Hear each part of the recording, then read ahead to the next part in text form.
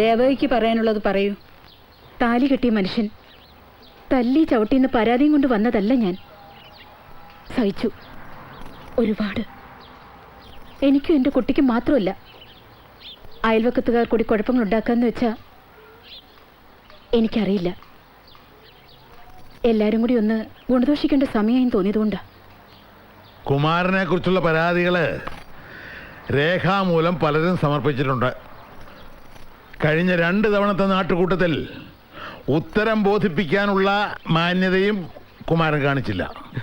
ഇന്നലെ കിഴക്കുംപാട്ട് ലക്ഷ്മിയമ്മയുടെ വീട്ടിൽ വിരുന്നു വന്ന ചില പരദേശികളെ കത്തി കാട്ടി ഭീഷണിപ്പെടുത്തി പണം തട്ടാനുള്ള ശ്രമത്തിനിടയിലാണ് ആളുകൾ പിടികൂടി പോലീസിൽ ഏൽപ്പിച്ചത്. ഇനി അവനെ വെറുതെ വിടാൻ പാടില്ല. എന്താണോ എനിക്ക് പറയാനുള്ളത്? എനിക്കൊരു തേങ്ങാ പുണ്ണാക്കും പറയാനില്ല.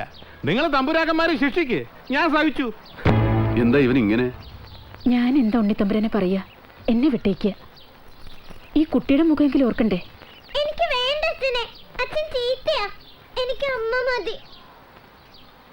കുമാര, തീരെ നിവൃത്തിയില്ലാത്ത സന്ദർഭത്തിലെ നാട്ടുകൂട്ട ഒരാളെ ശിക്ഷിക്കാറുള്ളൂ. നീ ഇങ്ങനെ വെട്ടുപോത്തിനെ പോലെ നിൽക്കാതെ ചെയ്ത തെറ്റുകൾക്ക് പശ്ചാത്താപം തോന്നുന്നെങ്കിലും പറയേ. വേണ്ട, ഗുണദോഷിച്ച് നന്നാക്കാൻ വരണ്ട. ഈ നാടിന് എന്നെ വേണ്ടെങ്കിൽ എനിക്ക് ഈ നാടിനെയും വേണ്ട. 13ാം വയസ്സിൽ സ്വന്തം അച്ഛനെ കുത്തിമലത്തിയതിന്റെ അപ്പുറത്തെ പാദമൊന്നും ഞാൻ ചെയ്തിട്ടില്ലേ. ശിക്ഷിക്കാനും തടവിലിടാനും ഇറങ്ങി പുറപ്പെട്ടവർക്ക് ആദ്യം അതിനുള്ള യോഗ്യത ഉണ്ടെന്നൊന്ന് ആലോചിക്കും. അധികം പ്രസംഗി മതി, ശണ്ട വേണ്ട. 5 മാസത്തേക്ക് കുമാരൻ പെരുമാൾപുരത്തിന് പുറത്ത് ജീവിക്കണം. അതാണ് നാട്ടുകൂട്ടത്തിന്റെ വിധി. ഓ കാട്ടി വിടാൻ പറഞ്ഞു. കാട്ടി നിനക്കിട്ട് സ്വഭാവം ഇല്ലടാ.